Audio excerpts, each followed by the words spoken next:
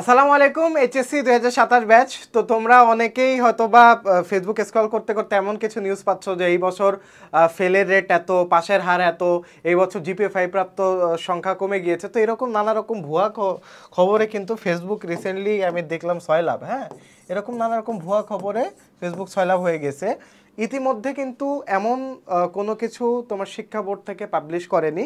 যেটা পাবলিশ করেছে তার একটা নোটিশ দিয়েছে টিচারদেরকে, অর্থাৎ যারা তোমার এসএসসি পরীক্ষার খাতা দেখছে তাদেরকে একটা নোটিশ দিয়েছে যে 20 তারিখের মধ্যে ওএমআর এর যে ফর্মটা আছে ওএমআর এর ফর্মটা সাবমিট করতে হবে। তো এই নোটিশটা দেওয়ার পরপরই আমরা বুঝতে পারছি যে হয়তো বা তোমাদের রেজাল্ট জুলাইয়ের মাঝামাঝি হতে পারে। হ্যাঁ, জুলাইয়ের মাঝামাঝি টাইমে 1 থেকে 15 তারিখের মধ্যে তোমার রেজাল্টটা দিয়ে দেওয়ার পসিবিলিটি সব থেকে বেশি।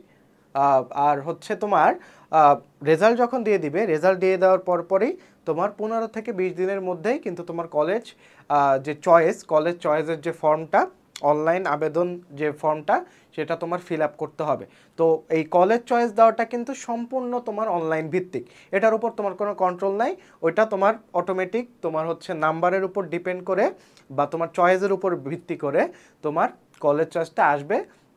তো কলেজ চয়েস তুমি কিভাবে করবা, টপ কলেজ কোনগুলো, যারা ঢাকায় থাকো তাদের জন্য, ঢাকার বাইরেরটা আমি বলতে পারতেছি না কারণ ঢাকার বাইরের সম্পর্কে আমার তেমন কোনো আইডিয়া নেই, কিন্তু যারা ঢাকায় থাকো তাদের জন্য বেস্ট কলেজ লিস্ট কোনটা হবে বা কলেজ চয়েস কোনটা দেওয়া উচিত সেটা আমরা সময় আসলে দিয়ে দিব।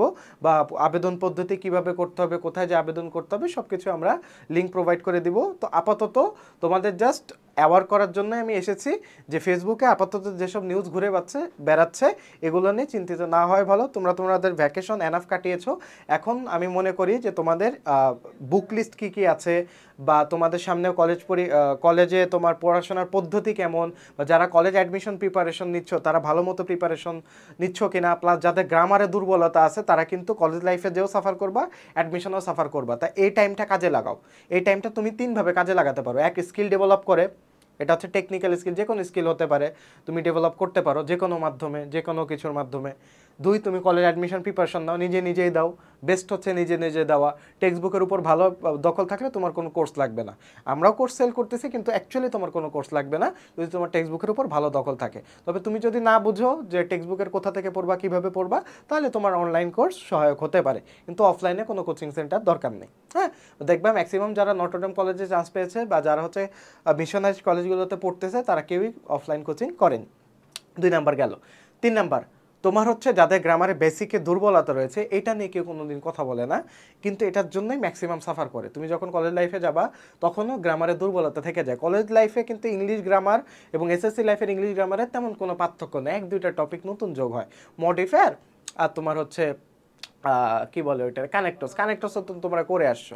হ্যাঁ, তো ম্যাক্সিমাম টপিকই কিন্তু তোমার পুরানো, তোমরা যা এসএসসিতে করে আসছো তাই হচ্ছে এইচএসসিতে রিপিট পাবা। তো যাদের গ্রামারের দুর্বলতা থেকে যাবে এসএসসিতে, তারা কিন্তু এইচএসসিতে যে ভালো করতে পারবে না। তাই বেটার এখনই ইংলিশ এবং বিশেষ করে ইংলিশ গ্রামারের উপর বেশি করে ফোকাস দাও। ঠিক আছে? তো আজকের ভিডিও এই পর্যন্তই। তোমাদের অ্যাওয়ার্ড করার জন্য এসেছিলাম যে ফেসবুকে যা যা দেখছো এগুলোতে কান দেওয়ার দরকার নেই। এনাফ ছুটি কাটিয়েছো, এখন হচ্ছে আস্তে আস্তে জিনিসগুলো, ছুটি কাটাতে মানা করছি না, বাট এখন হচ্ছে কলেজ অ্যাডমিশন প্লাস হচ্ছে স্কিল ডেভেলপমেন্ট প্লাস হচ্ছে তোমার গ্রামারের বেসিক ঠিক করে নেওয়া, এগুলোর উপরে জোর দাও। তো দেখা হচ্ছে পরবর্তী ভিডিওতে। আসসালামু আলাইকুম।